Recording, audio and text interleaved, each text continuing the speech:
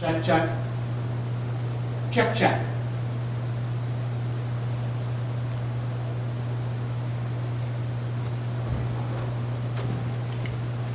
Chiquitita.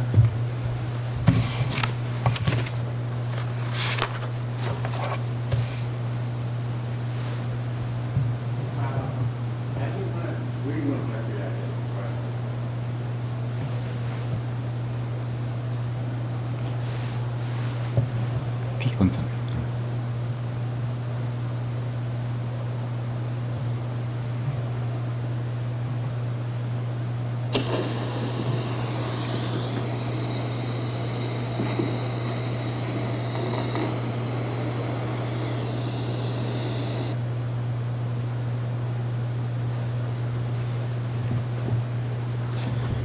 Check, check, check, check.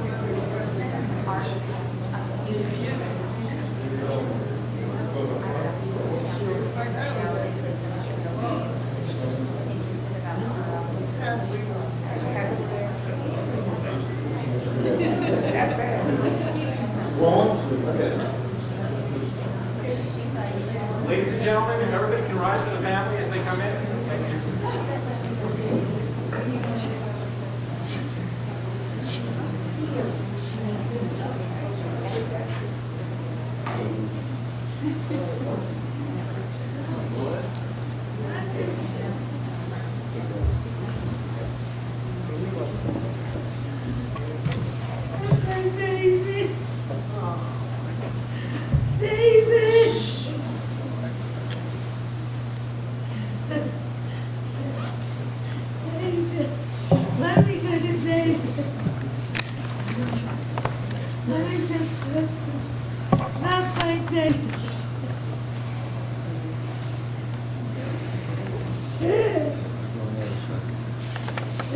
Oh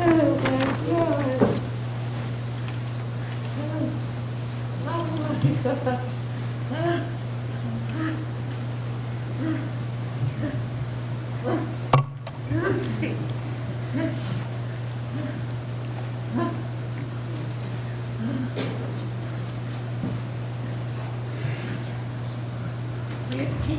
Please be seated. Just as a reminder to everyone, if your phones are not on silent, please do so. Turn them on now. My heart goes out to this family and to all of you who knew and loved David as the rabbi of Temple Judea for now over 20 years. I was there, Spencer's and Leah's bar bat mitzvah. I was there at Marvin's funeral as well, and other moments in this family's life. As a matter of fact, our most recent Torah scroll that we had commissioned during my tenure here, there was a lottery. To fill in the very first letter, there were some letters that were left undone. The very first one, Sandy, Shari, and Leah won that lottery, and they did that together.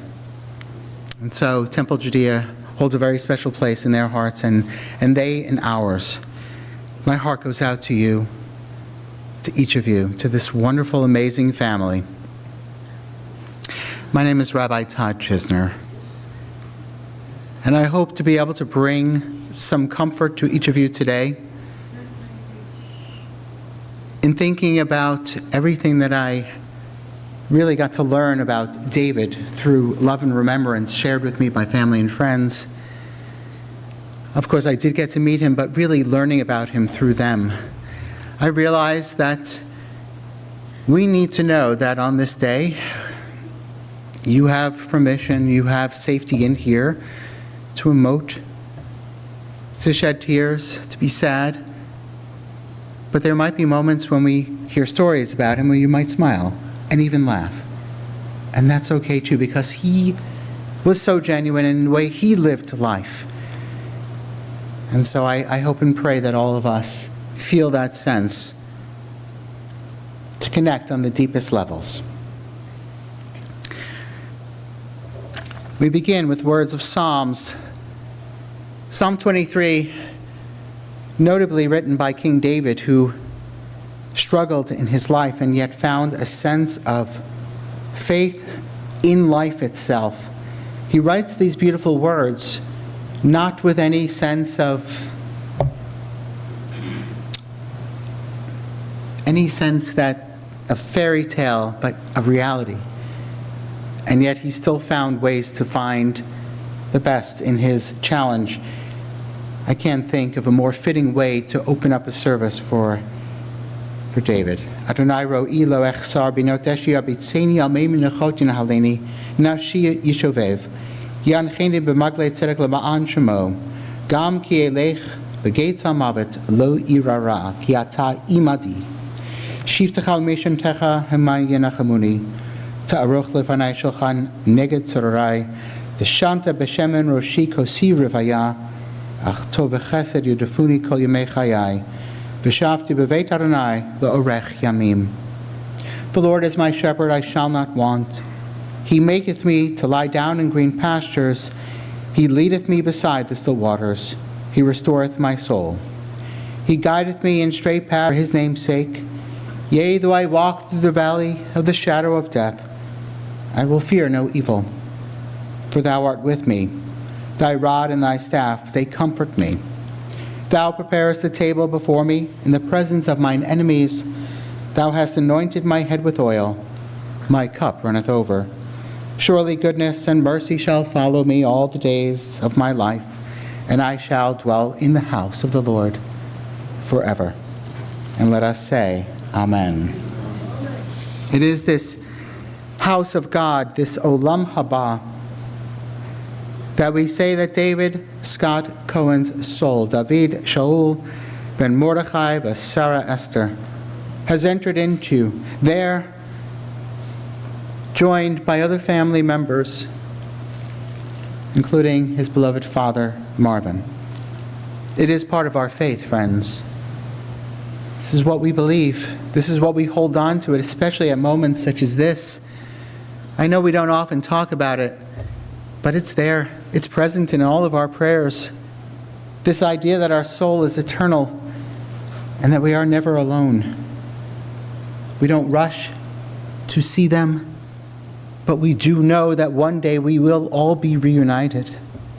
And so I hope and pray that that's a source of comfort, knowing that David is surrounded by family and loved ones. And he's survived by you. Another wonderful thing that our tradition gives us is this idea that there somehow is an awareness of our loved ones from Olam Haba, from the world to come, that other side. It is the reason, by the way, that we sit Shiva.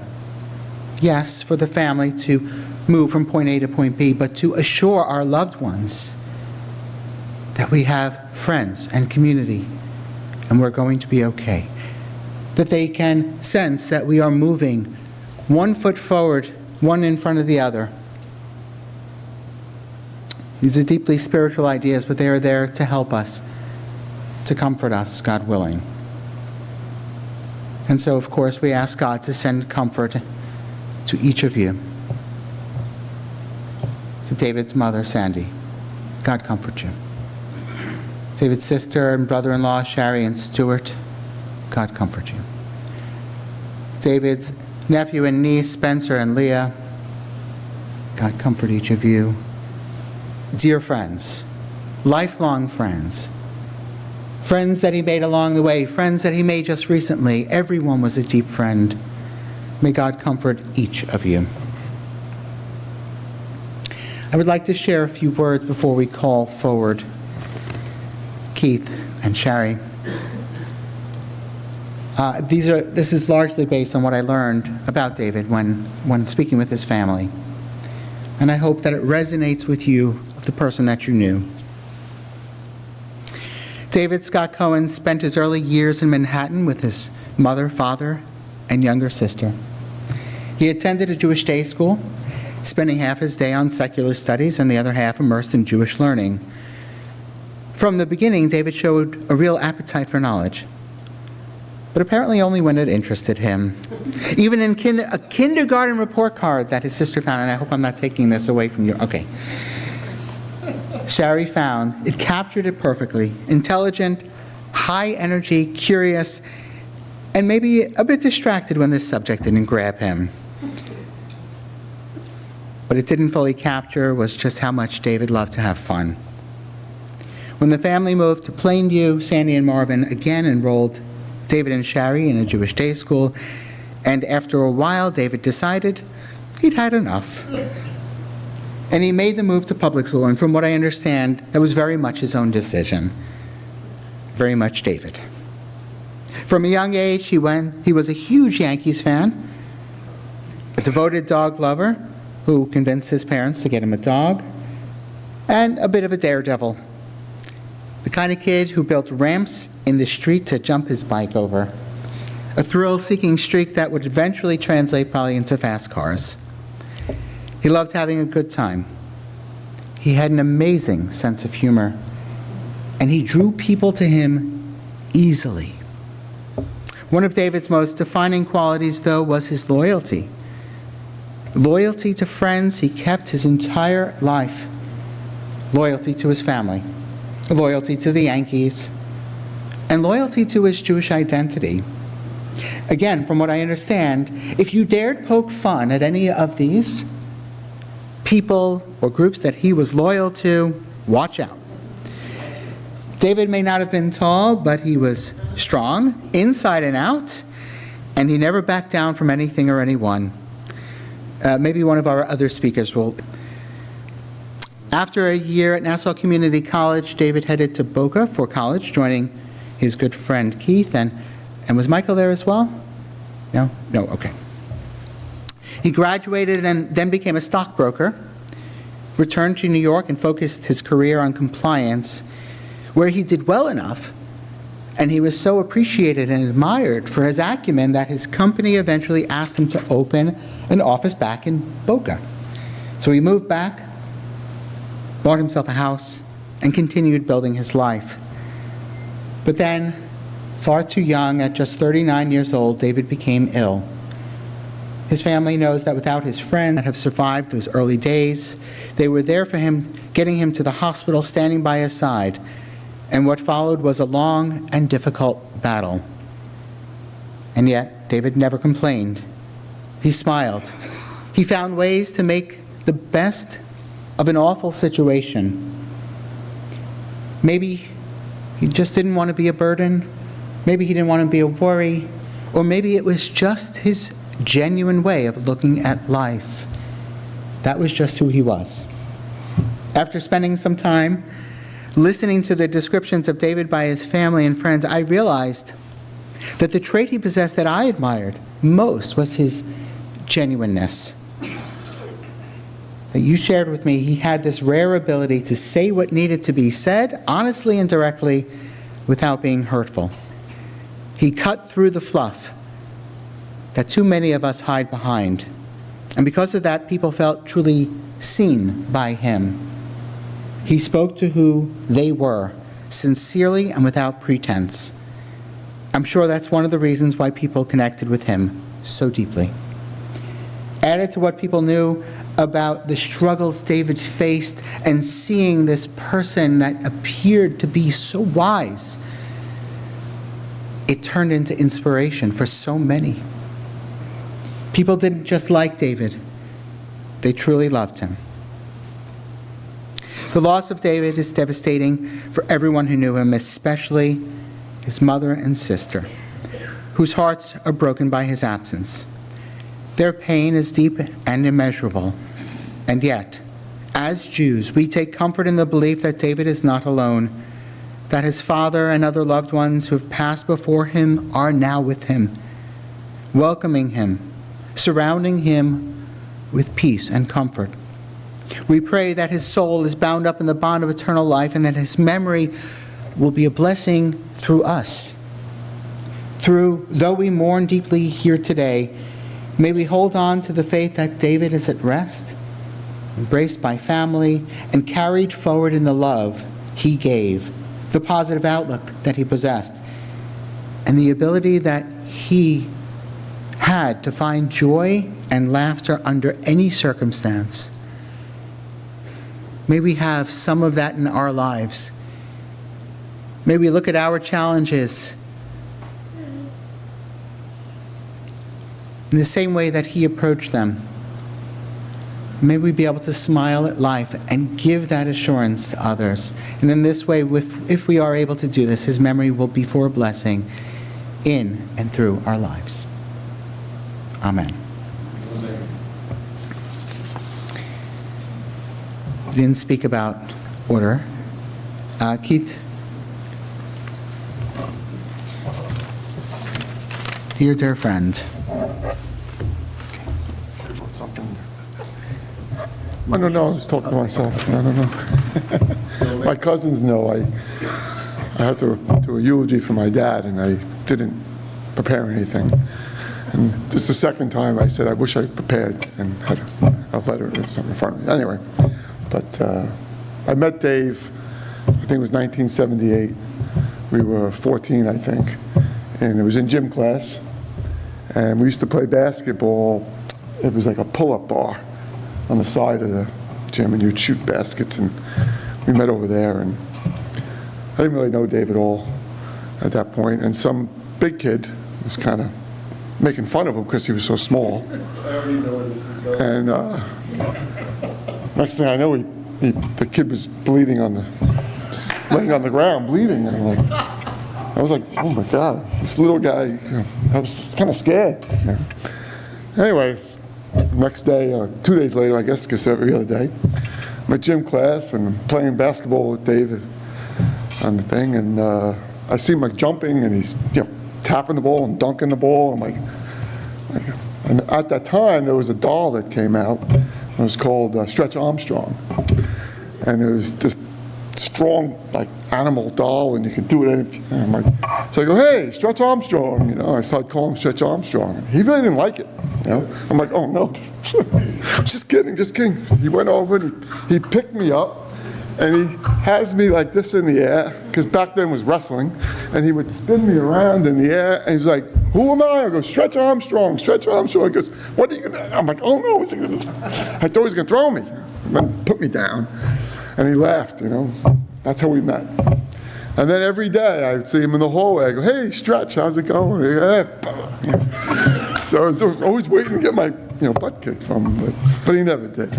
And it was just a very, very funny way to meet somebody with Stretch Armstrong. Then it came up a bunch of times, and I don't remember everything, but a year later he became Conehead, because Saturday Night Live came out with the Coneheads, and everybody called, I don't know who started it, but everybody called him Conehead. So he's been Conehead. My whole family only knows him by Conehead. They know his first name, but they go, how's Conehead? How's Conehead? You know, everything's Conehead. You know, but we had a lot of great times. We had a great time when I got him kicked out of college. That was a great time. You know, it was my fault. I told him, don't worry about it, no problem. Or he knocks on the door, and he got in trouble because it was his room, because he was in the preliminary before school starts. And so I was Joe Gibbs that day, and went around the room, and he's Dave Cohen. I was in Petersburg. I don't know why I said Joe Gibbs. He wasn't that popular yet. And for like 2 weeks, they were looking for Joe Gibbs from St. Petersburg, but no one ever found him. But I did get him kicked out, and I felt terrible, and he said, my father's gonna kill me. So I said, well, I'll be there with you if you want. He goes, no, you don't want to be there with him. And he calls his father up on the phone. His father says, and we love Marv. Marv was our friend too. And Marv says, so let me tell you, let me explain something. Let me understand something, he said. He goes, you're getting kicked out of school. He goes, but they're gonna give you your money back, and you can come back next semester. And Dave goes, yeah. He goes, oh, go have a good time with Keith. Come back, come home in a couple days. So we end up going to the racetrack, the little go-kart racetrack, and because of fast cars. And I think we spent like $250 on just going around the track 100 times. It was crazy. And anyway, so he went home. He drove his Trans Am back home. And his black Trans Am home, and I went to school. I felt like so stupid, you know. But anyway, he comes back down. I'm going to try to move this along a little bit quicker here, but he comes back down next semester, and it's got to be like the second week. We're in the College of Boca Raton. There weren't really a lot of Jewish people at that point. Boca was kind of still unknown. We used to laugh at Boca Raton, like, well, who would ever move to Boca Raton? You know, Boca West was the turnpike. There was nothing west of the turnpike. Anyway, maybe second week of school, I'm right above him.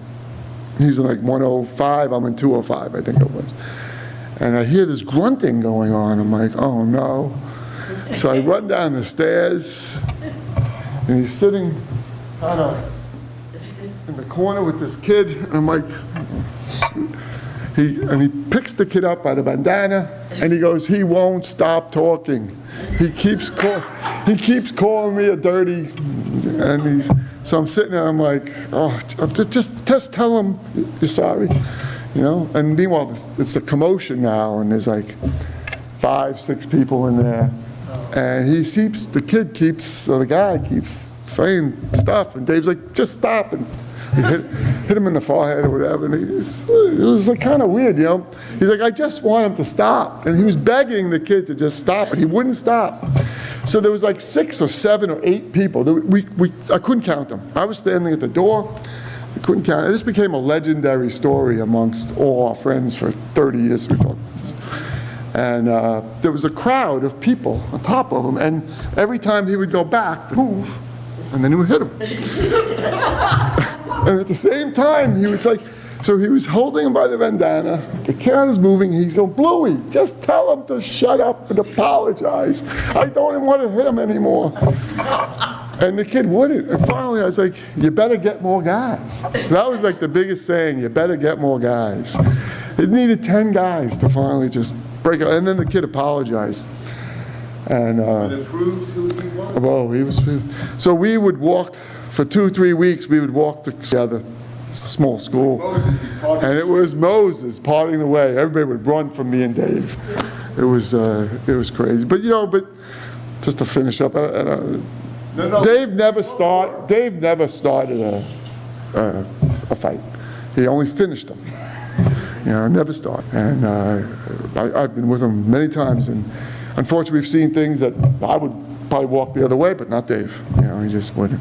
Very strong. He was the strongest person I ever knew, physically, at this point in time. That was, my wife reminded me of a story last night. By the way, I've been reminded of 100 stories the last 2 days, 3 days. I don't even know which ones I'm thinking of anymore. But I dropped the keys to my boat in the canal, and Dave goes, "I got this, Bluey," and he holds me by the legs and he's dipping me into the canal. And I got the keys. He goes, "I told you I got you, Bluey."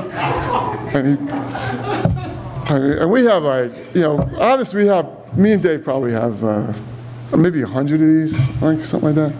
Maybe, and I don't think I ever called him David once. Being around Sherry, she calls him David all the time. I said, I don't think he's ever called me Keith, ever. It's Bluey, Conehead, Coney, Joey, Joe Bob, Billy Joe.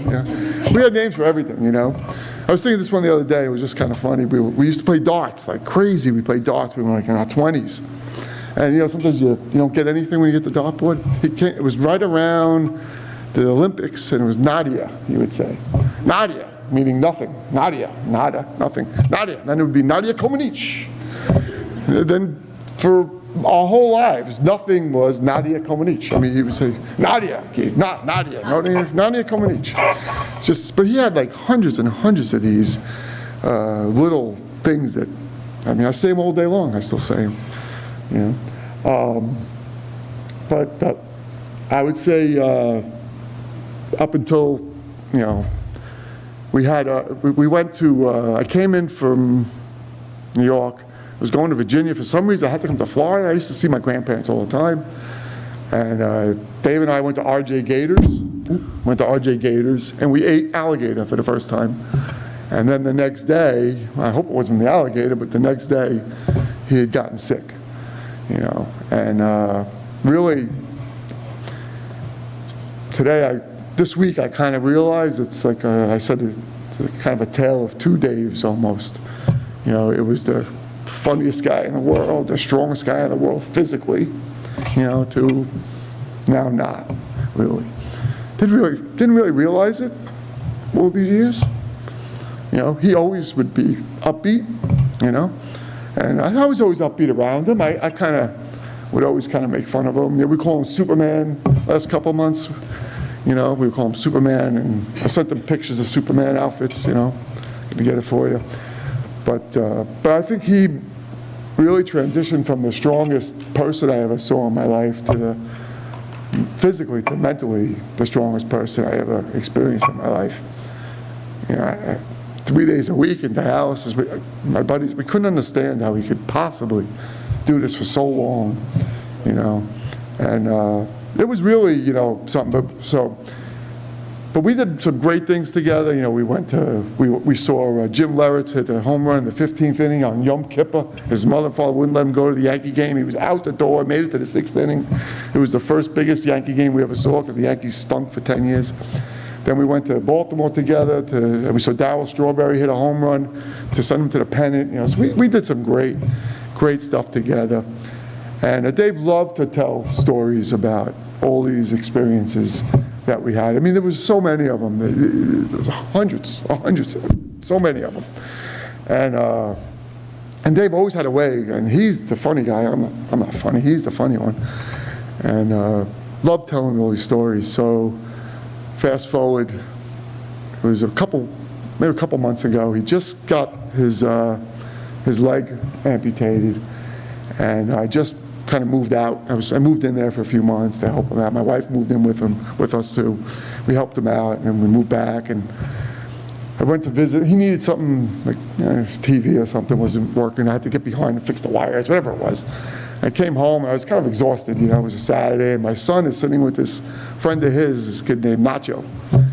And I was kind of feeling like, I don't know, maybe sorry for myself, maybe, sorry for Dave, the whole thing. It's kind of, you go through these emotional things when you witness something like that for so long, and Nacho says, where were you? I was like, I was at my buddy Dave's, and I made a comment, I don't remember exactly what I said, but I said something like, yeah, my poor friend, he's been sick, but he's the strongest guy. I go, we don't even have any, we haven't even done anything fun in so many years or something like that, and then the kids started asking me to tell some stories.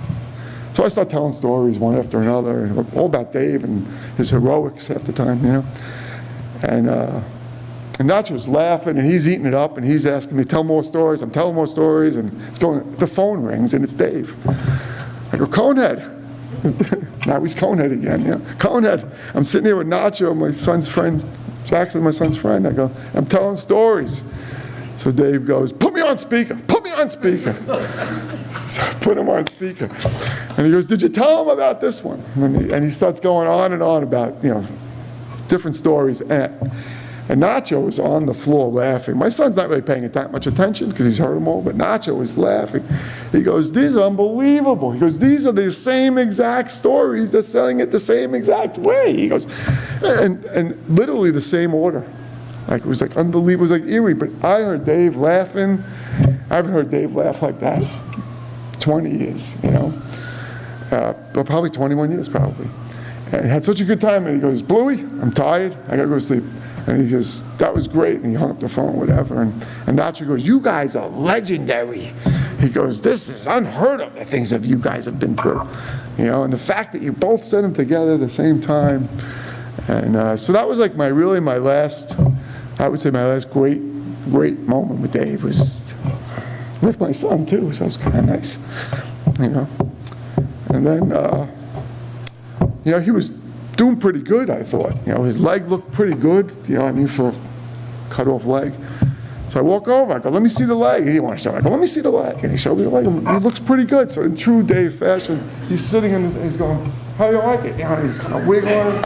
I'm sitting there, I'm like, and he's like, what do you think? I'm like, it looks pretty good, And he was laughing too. And, it was really rough. And I think the, these last couple of days, really Sandy and Sherry especially, when I walked in that day, it was really hard to look, and it was really sad, But this guy went, to the end, So for my ending, it was kind of nice. I got to spend an hour with him alone. It was quiet. It was dark, finally, so I put on his favorite band, put his music on, Clarence, CCR, he would call it Proud Mary, doesn't matter, any of the songs he loved, and played the song, I sat with him, I walked out, and then when Sherry called the next day, in a way, it felt kind of good that he didn't have to go through it anymore. And then the last couple of days, I think we talked to the rabbi the other day and made a couple things that hit home a little bit. And now it seems like it's transitioned more to me than him. I miss my friend. That's my story. But he's a great guy.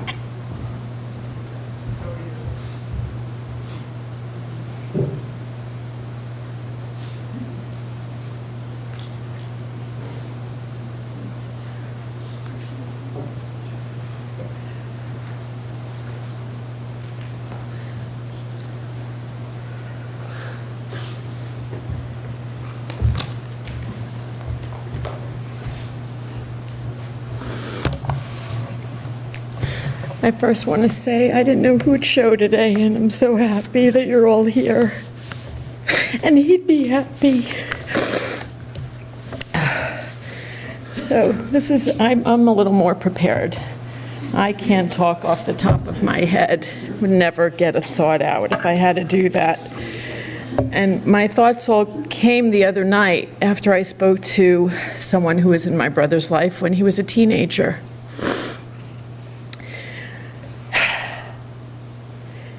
A superhero is a character who typically possesses superpowers or abilities beyond those of ordinary people, is frequently costumed, concealing their identity, and fits the role of the hero, typically using their powers to help the world become a better place, or dedicating themselves to protecting the public. David was a superhero, and he certainly was a character. Perhaps it started at a young age when we would watch Superman, or perhaps from his massive collection of comic books. He was always my protector. His power was extraordinary for a person of such small stature. His strength was more than just the power of the punch, or the ability to tackle on the football field, or to take down those 6 foot tall for saying anti-Semitic remarks to him. At 39, at the prime of his life, he faced the biggest battle no ordinary person should survive. An aneurysm that caused a dissection of his abdominal aorta. The prevalence of this condition is less than 2%, and blood flow to organs like the kidneys may be blocked. Because of his friend Mike, whom David called when the pain in his back was so intense, who told him to call 911, my brother made it to the hospital before his aorta ruptured on the table. After hours of surgery and 5 months in the hospital, with my parents constantly at his side, David came home. That was the beginning of a fight for over the next 21 years. Dialysis 3 times a week, multiple surgeries, too many to count, removal of parathyroids, removal of gallbladder, and that was just the beginning of many years of surgeries. He never complained and never felt sorry for himself. He persevered and continued working at his job in finance and compliance because his mind became his strength and forced him to keep going. What bothered him more than anything else was that he lost his power of physical strength, and this weighed heavy on his psyche. We often said he missed his profession. He was quite the comedian and would have easily been the stand-in for Kevin James. He knew something about everything. Perhaps that's how he spent his 4 hours a day, 3 days a week, for 20 years at dialysis. He was called Tidbit Dave because he always came out with these random facts about the most obscure things. He had many other nicknames like Marshmallow and Conehead, but those are stories for another day. He was a wonderful brother and a loving, committed son and uncle. He spoke to my father every day, and he would say MC, DC, when he called my dad. That's how they spoke to each other. They just used their initials. He shared a very close relationship with my dad, and his sudden death weighed very hard on David. David took care of my mom when she was down in Florida for the winters after my dad passed. He was always so interested in my children, Spencer and Leah, and my husband, Stu. He loved to tell the stories of our childhood to them and all the crazy things he did when he was a teenager, like stealing my parents' car and going joy rides, and being too afraid to come back home one time because he saw my parents were already home. My parents were ready to call the police until I stepped in and had to rat on my brother.